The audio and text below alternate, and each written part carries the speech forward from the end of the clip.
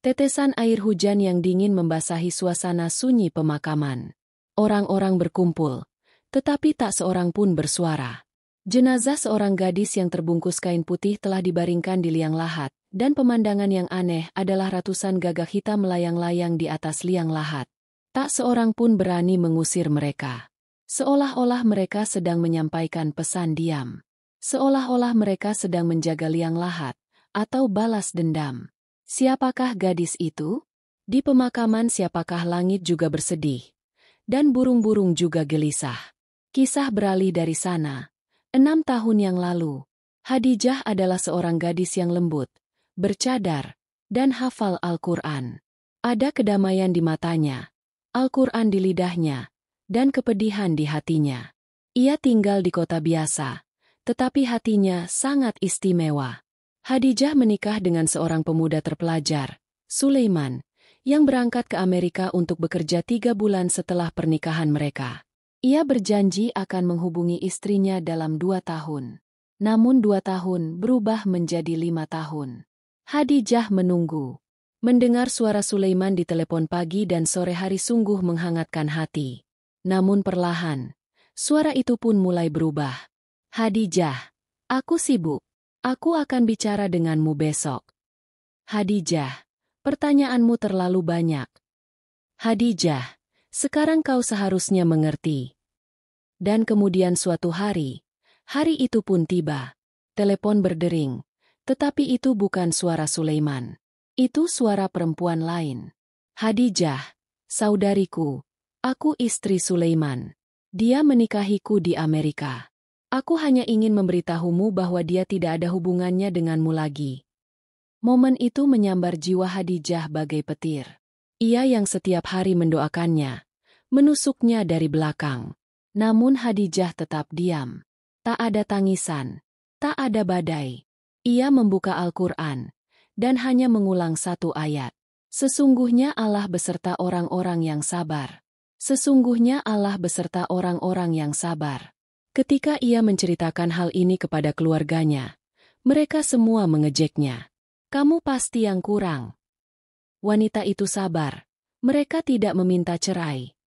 Tidak pantas bagi seorang wanita untuk meminta cerai kepada suaminya. Hadijah terdiam, tetapi hatinya hancur. Malam itu, Hadijah bermimpi melihat dirinya terbaring di kuburan, dan burung-burung gagak berputar-putar di sekelilingnya. Ketika ia terbangun dari mimpinya, ada cahaya aneh di wajahnya. Ia berwudhu, salat tahajud, dan hatam Al-Quran. Setelah hari itu, ia mulai mengajarkan Al-Quran kepada gadis-gadis di lingkungannya. Ia mengadopsi anak yatim, membantu para janda. Namun ia tidak menceritakan suaminya kepada siapapun. Orang-orang dulu berkata, gadis yang dulu hancur, kini mulai menghubungkan orang lain. Namun di dalam, luka itu selalu berdarah. Lalu, suatu pagi di tahun ke-6, ia tiba-tiba pingsan. Ketika ia dibawa ke rumah sakit, dokter berkata, jantungnya telah merespons, ia telah meninggal di dalam. Hadijah memejamkan matanya. Selamanya. Dan hari ini, burung gagak berkumpul di makamnya. Kata orang, ini bukan burung gagak, melainkan mimpi-mimpinya yang dicuri, yang ingin menggali tanah agar dunia dapat melihat betapa dahsyatnya badai yang terkubur di dalam diri seorang perempuan pendiam. Pernahkah Anda melihat seseorang yang begitu pendiam hingga bahkan makamnya pun mulai berbicara? Keheningan malam seakan menghujani lingkungan itu. Lapisan kesedihan menyelimuti setiap pintu dan dinding. Sudah 2 hari sejak pemakaman Hadijah, tetapi namanya masih terus disebut-sebut di setiap rumah. Gadis yang begitu baik, begitu pendiam, dosa apa yang telah diperbuatnya? Para perempuan di lingkungan itu saling berbincang, tetapi tak seorang pun tahu jawabannya. Kamar Hadijah dibiarkan begitu saja. Al-Quran terbuka, selendangnya diletakkan di atas bantal, dan ketika angin sepau-sepau masuk melalui jendela, rasanya seperti selembar kain, mengingat napas Hadijah. Namun yang paling mengejutkan adalah gadis-gadis yang biasa datang kepada Hadijah untuk membaca Al-Quran setiap hari. Di antara mereka ada seorang gadis yatim piatu, Zainab, usianya 6 atau 7 tahun. Matanya besar, bekas luka di pipinya, dan api aneh di hatinya. Zainab berdiri diam di samping makam pada hari pemakaman, tanpa menangis maupun bergerak. Hanya sepasang mata yang menatap makam dan di tangannya, buku doa kecil pemberian Hadijah. Pada hari ketiga, hal yang sama terjadi yang kembali mengguncang seluruh lingkungan. Azan subuh berkumandang. Orang-orang sedang menuju masjid ketika seseorang mendengar suara dari makam Hadijah. Beberapa burung gagak mematuk dengan keras di sana. Namun, mereka tidak terlihat seperti burung gagak biasa. Gerakan mereka seolah-olah ingin mengambil sesuatu. Ketika Maulvi Sahib mendekat, semua burung gagak itu terbang bersama-sama, dan makam-makam itu seolah mengatakan sesuatu. Malam itu juga, Zainab datang kepada Ibu Hadijah dan berkata, "Bibi, Hadijah Api berkata kepadaku dalam mimpi bahwa Al-Qur'annya dititipkan kepadaku. Jika aku juga menjadi seorang penghafal, maka jiwanya akan tenang." Mendengar hal ini, Ibu Hadijah hampir menangis. Ia sendiri terus membaca Al-Qur'an hingga wafatnya. Kini mungkin ia masih menghubungkan orang-orang dengan Allah bahkan setelah wafatnya. Malam itu, suami Hadijah, Sulaiman, sedang duduk di kantornya di Amerika. Tiba-tiba, sebuah pesan masuk di ponselnya. Hadijah telah wafat. Jantung Sulaiman berdegup kencang. Ia duduk di kursi dan memejamkan mata. Namun pemandangan yang muncul di hadapannya merenggut ketenangannya. Hadijah, dalam balutan kain kafan putih. Namun air mata mengalir dari matanya dan burung-burung gagak mengerumuninya. Ia menjerit dan terbangun. Napasnya menjadi sesak. Untuk pertama kalinya, ia berpikir, apakah aku benar-benar mengubur hati yang polos? Namun mungkin kini saatnya untuk menyesal telah berlalu. Makam Hadijah tak lagi sunyi. Setiap malam, Zainab akan membaca Al-Qur'an di sana, dan burung-burung gagak akan duduk diam mendengarkan. Barangkali Allah telah memberikan cahaya pada pengorbanan kenangan itu, yang membangkitkan hati orang-orang yang masih hidup, bahkan setelah kematian. Terkadang, diam itu sendiri menjadi kesaksian dan bahkan kubur pun berteriak, jika kehormatan seseorang terpendam. Saat itu pukul 3 pagi. Semua lampu jalan telah padam, tetapi Zainab masih terjaga.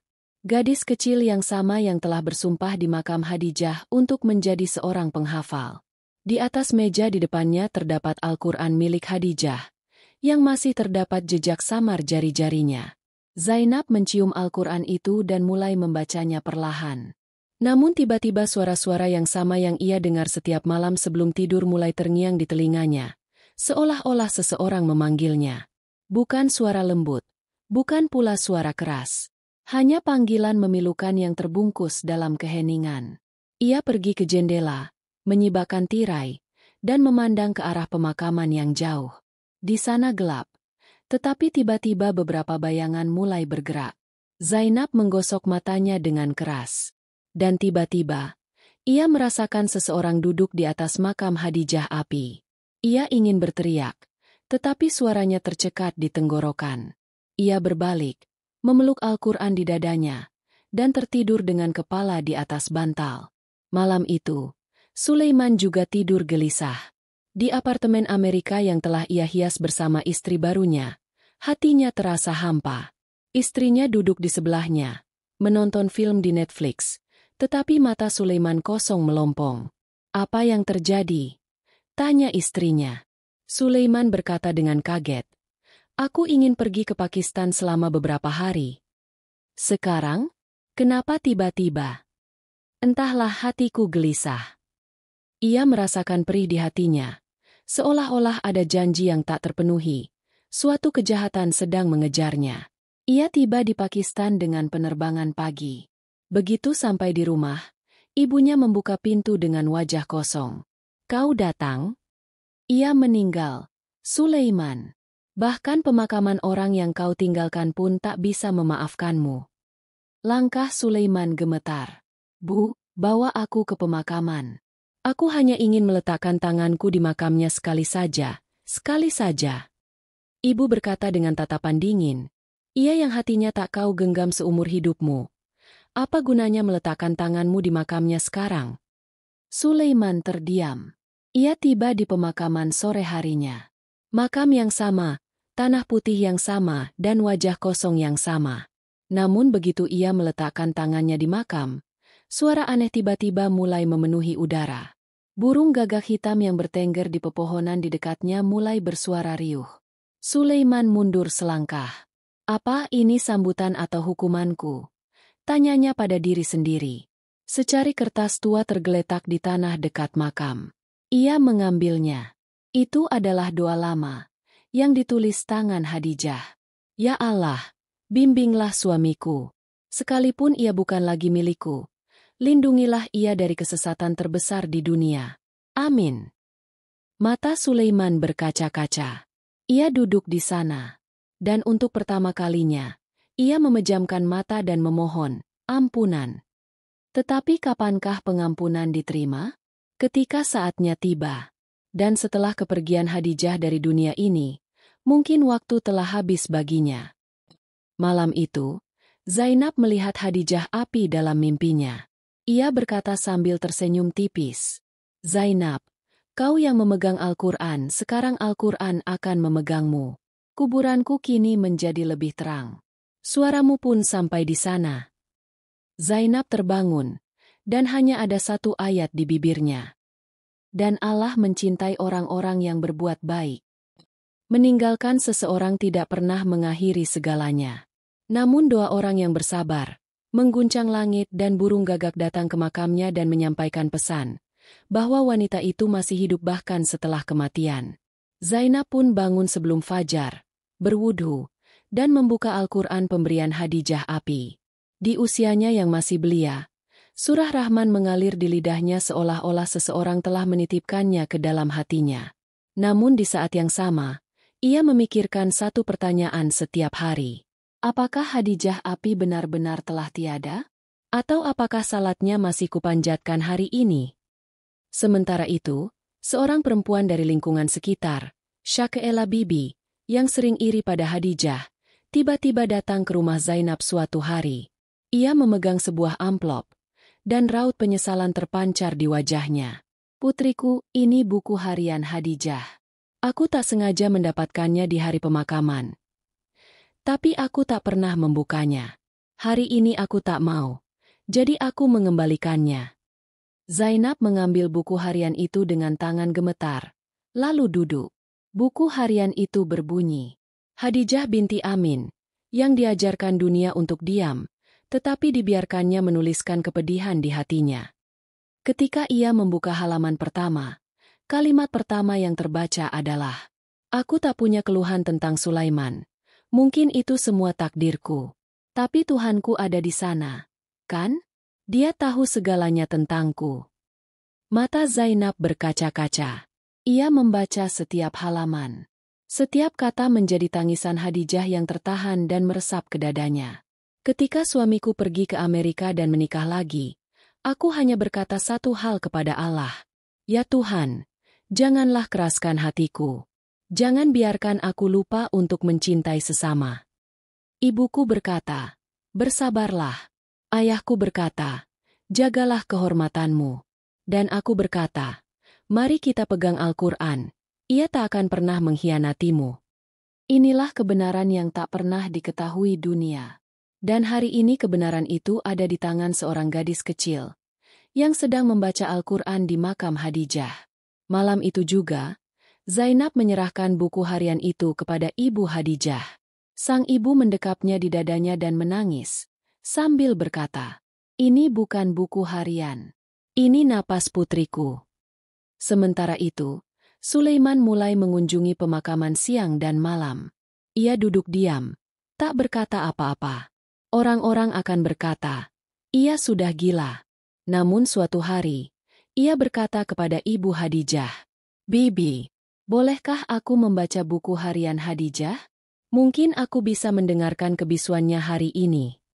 Ibunya berkata, kamu pasti malu mendengarkan kebisuannya. Apakah kamu memilikinya? Sulaiman menundukkan pandangannya. Hari itu, ia duduk di makam dan berdoa memohon pertobatan dengan sepenuh hatinya. Ya Tuhan, aku meninggalkannya, Tetapi ia tidak meninggalkan hidupku bahkan setelah meninggalkanku. Aku menjumpai kebisuannya setiap malam dalam mimpiku. Zainab, yang duduk di dekat makam, mendengar semua ini, lalu membacakan ayat Al-Quran. Sesungguhnya kebaikan menghapus keburukan. Mungkin kebaikan Khadijah telah menjadi penutup dosa seseorang. Malam itu, ada ketenangan yang aneh di langit. Burung-burung yang hinggap di makam terdiam. Udara terasa harum. Dan untuk pertama kalinya, hati Zainab percaya bahwa makam Khadijah Api kini dipenuhi cahaya.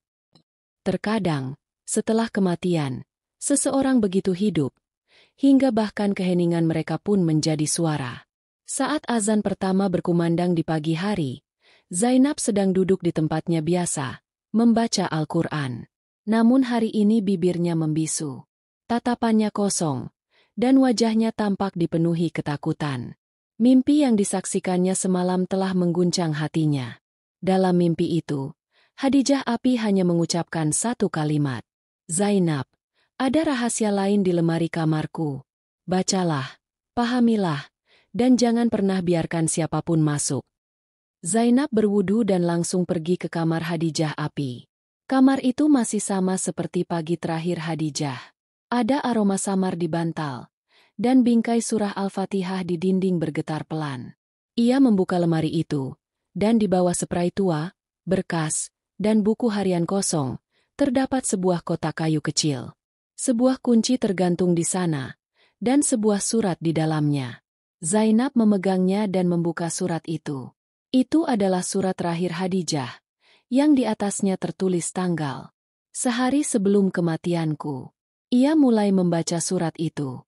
Jika aku tidak hidup besok, ketahuilah bahwa diamnya aku bukan karena kelemahan, melainkan karena aku lebih memilih diam demi menyelamatkan kehormatan orang yang telah menginjak-injak kehormatanku. Aku tidak hancur karena Sulaiman meninggalkanku. Aku hancur karena hukuman masyarakat ini. Aku seorang qari, tetapi ketika suamiku menceraikanku, semua orang melupakan ibadahku dan mengutuk nasibku. Zainab, jika kau pernah melihat perempuan yang diceraikan, janganlah memandang rendah dia. Seorang wanita yang hatinya hancur seringkali datang paling dekat kepada Allah. Tangan Zainab mulai gemetar. Ia berlari ke ibu Khadijah dan menunjukkan surat itu. Sang ibu membacanya, dan air matanya tak henti-hentinya. Ibadah terbesar putriku adalah kesabarannya, dan dunia ini selalu mengubur orang-orang yang sabar dalam diam. Pada hari yang sama, Sulaiman datang lagi. Ia duduk di luar masjid, dengan tasbih di tangannya, dan raut kelelahan di wajahnya. Zainab, apakah Khadijah pernah memaafkanku? Zainab meletakkan surat itu di hadapannya. Bacalah.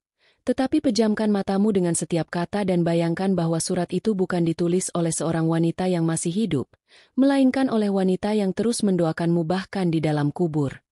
Sulaiman membaca surat itu, dan bersujud di tanah. Ya Allah, jadikanlah aku layak untuk itu, yang tertulis di makamnya. Burung gagak berdiam. Aku tahu mereka bukan hanya burung, mereka adalah saksi atas dosa-dosa. Malam itu, Zainab tiba di makam Khadijah dan melihat sesuatu yang aneh. Untuk pertama kalinya, seekor merpati putih bertengger di atas makam, dan ia hadir tanpa bersuara di antara kawanan gagak hitam itu. Sebuah suara datang dari hati Zainab. Khadijah, sudahkah kau memaafkanku? Air mata mengalir dari matanya, dan Al-Quran terbuka di tangannya. Dan kami sungguh akan mengujimu, hingga orang-orang yang sabar menjadi mulia. Mungkin cobaan Khadijah telah berakhir, dan kesabarannya telah tertulis di surga. Saat itu tengah malam, seluruh lingkungan terlelap tidur. Namun, Zainab tak menunjukkan tanda-tanda tidur. Ia duduk di samping makam Khadijah, membaca catatan terakhir di buku hariannya. Aku hanya mengadu kepada Tuhanku, bukan kepada hamba-hamba Allah. Bahkan setelah aku mati, aku ingin makamku tetap harum dengan Al-Quran, dan jika seseorang datang ke makamku, mereka akan mengingat Allah sejenak, hanya itu yang kuinginkan. Air mata mulai mengalir dari mata Zainab. Ia meletakkan tangannya di atas makam dan berkata, "Makamu bagaikan surga bagiku, Khadijah, dan hidupmu adalah tafsir Al-Quran yang hidup bagiku. Pada saat yang sama, dalam kegelapan yang sunyi, Sulaiman juga berdiri di sudut pemakaman. Ia bisa mendengar suara Zainab, tetapi ia tak berani mendekat. Setelah beberapa saat, ia diam-diam mendekati makam dan duduk di tanah. Ia meminta maaf kepada makam Khadijah untuk pertama kalinya, tanpa alasan, tanpa penjelasan apapun. Khadijah, kau tetap diam, dan aku terus berbicara, kau terus menderita, dan aku terus berlari. Kini aku tenggelam dalam kata-katamu. Kau mengajariku hidup dengan mati. Pada saat itu, tiba-tiba awan bergemuruh di langit, dan hujan rintik-rintik mulai turun. Zainab menatap langit, tersenyum, dan berkata, "Apakah kau menangis lagi, Khadijah? Atau apakah Allah menangis untukmu?" Sulaiman berkata kepada Zainab, "Nak, bisakah kau ajari aku doa yang biasa dipanjatkan Khadijah setiap hari?" Zainab berkata dengan air mata berlinang, "Ya, ia selalu berdoa, 'Ya Allah, jika aku menyimpang dari pintu MU, maka kembalikan aku. Jika aku lelah, maka berikanlah aku kedekatan MU, dan jika seseorang menghancurkanku, maka engkau yang menyatukanku kembali." Sulaiman mencamkan doa itu dalam hatinya. Keesokan harinya, Sulaiman membuat pengumuman. Ia memutuskan untuk membangun sebuah madrasah dengan seluruh hartanya, Madrasah Khadijah binti Amin. Warga sekitar terkejut. Apakah ini Sulaiman yang sama? Yang meninggalkan istrinya yang seorang hafizah? Sekarang ia membangun madrasah atas namanya. Namun roda waktu kini berputar. Kelas pertama madrasah dimulai dengan Zainab. Duduk di singgasana yang sama, tempat Khadijah Api dulu mengajar Al-Quran. Banyak gadis dari sekitar mulai berdatangan.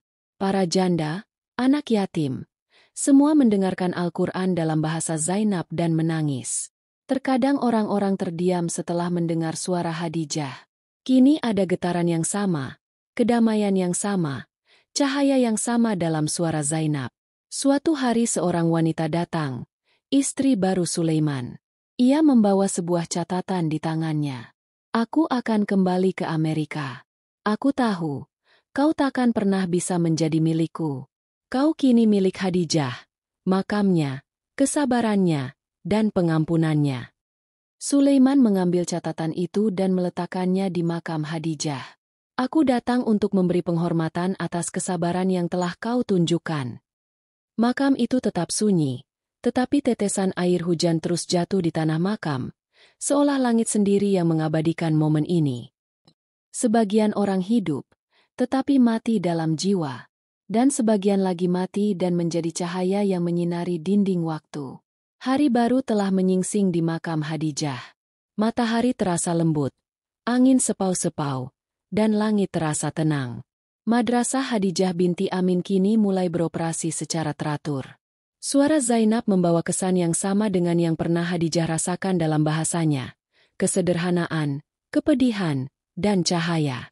Sulaiman akan datang setiap hari, memandangi pintu dan dinding madrasah, lalu kembali dengan tenang. Namun masih ada kekosongan di hatinya. Sebuah kebenaran yang belum ia ceritakan kepada siapapun. Suatu malam, ia menelepon Ibu Khadijah, seorang ibu tua yang kini telah belajar untuk lebih banyak mendengarkan dalam diam daripada berbicara. "Bibi, aku ingin bersaksi atas kesabaranmu, tapi dengarkan dulu sebuah kebenaran." Sang ibu duduk di depan dengan tenang. "Hari aku tiba di Amerika, aku berniat mengajak Khadijah. Aku juga sedang mengurus dokumen-dokumennya. Tapi di sana aku bertemu seorang perempuan yang hanya memiliki tubuh, bukan jiwa. Aku tertarik padanya, mungkin karena kemewahan dunia, mungkin karena egoku sendiri. Tapi Khadijah juga tidak mengatakan apapun saat itu. Aku menceraikannya, hanya dengan sepucuk surat dan tidak pernah bertanya balik, entah dia masih hidup atau sudah meninggal." Ibu tua itu mendengarkannya dan memejamkan mata. "Aku tahu semua ini, tapi aku berkata kepada Tuhan, jika putriku benar-benar milik MU, maka hanya engkau yang akan memperhitungkannya, tinggalkanlah orang-orang di dunia ini." Mata Sulaiman mulai berkaca-kaca. "Bibi, bolehkah aku membacakan sebuah ayat di makamnya?" Ibunya mengangguk. Pergilah dan bacakan, mungkin makam itu akan menerima kesaksianmu." Sulaiman tiba di makam di saat-saat terakhir malam itu, dengan sebuah Al-Quran kecil yang berkilau di tangannya. Zainab sudah duduk di sana, membacakan surah Az-Zumar. Ia menatap Sulaiman, lalu diam-diam minggir. Sulaiman duduk di atas makam dan berkata, "Hadijah, aku telah mengambil segalanya darimu. Tapi sekarang aku ingin mengambil Al-Quranmu. Kau menang, aku kalah. Tapi mungkin pengampunanku tersembunyi dalam kekalahanku." Pada saat itu, burung-burung gagak yang duduk di dekat makam terbang bersama. Cahaya redup menyebar di sekitar bulan di langit. Dan banjir air mata mengalir dari mata Sulaiman. Zainab menatapnya, dan berkata dengan lembut, "Jika kau jujur, maka sekarang kau hidup atas nama Hadijah. Bukan untuk pengampunanmu, tetapi untuk putri-putri seperti dia yang masih menjadi mayat hidup." Keesokan harinya, sebuah pengumuman dibuat di madrasah. Sulaiman sekarang akan memberikan ceramah setiap Jumat untuk pendidikan para putri, hanya atas nama Hadijah, secara diam-diam. Hari ini adalah hari istimewa di pesantren. Setiap ruangan dipenuhi bunga. Konferensi Al-Quran pertama atas nama Hadijah sedang berlangsung.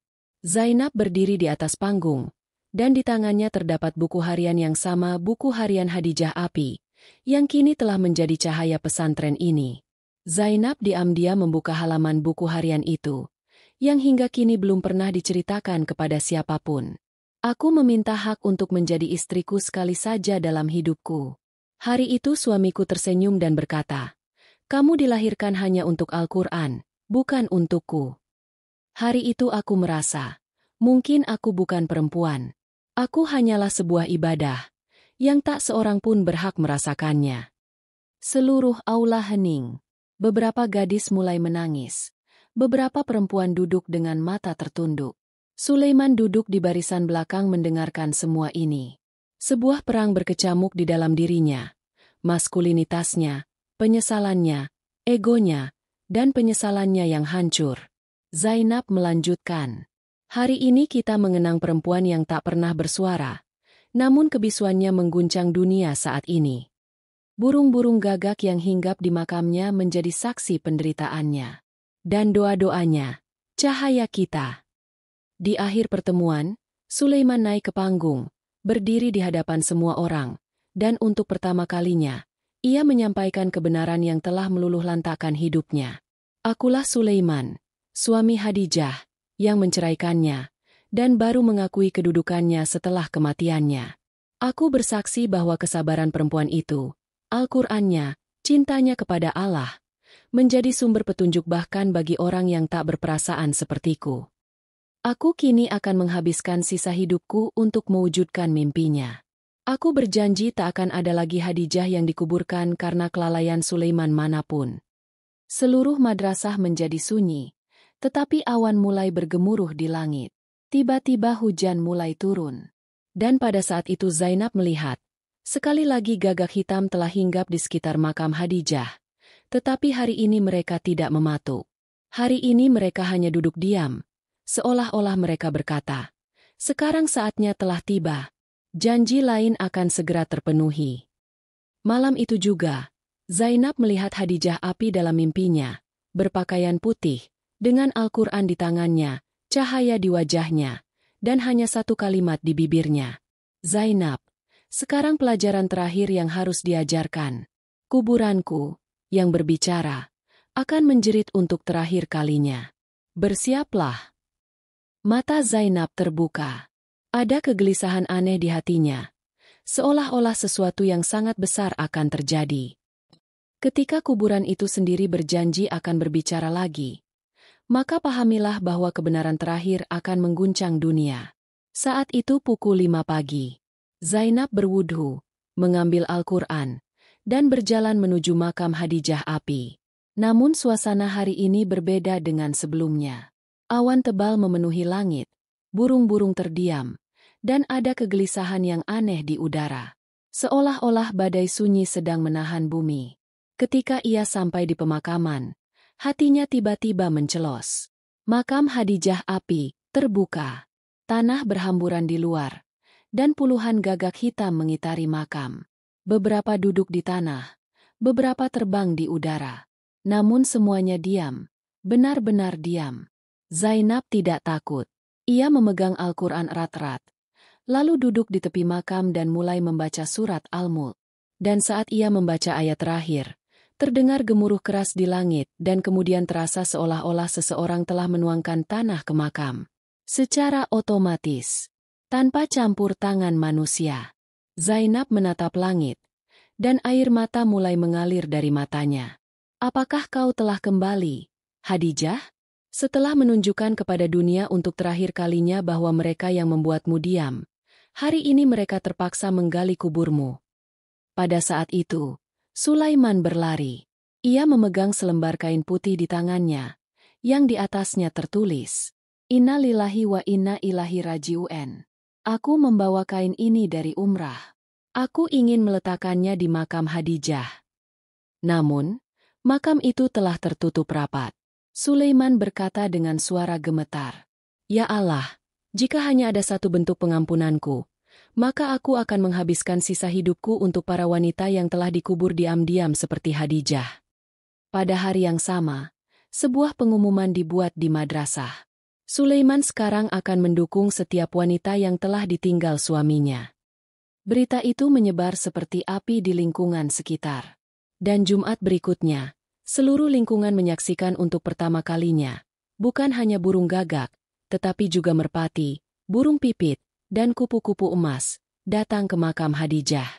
Zainab mencium tanah dan berkata, Keheninganmu telah menang, Hadijah, dan kini, makammu akan abadi. Akhirnya, Zainab membacakan doa penutup yang sama yang biasa dibaca Hadijah setiap hari. Ya Allah, selamatkanlah aku dari aib hari itu, ketika setiap wajah akan telanjang. Dan hanya mereka yang hatinya terpaut pada Al-Quran yang akan diselamatkan.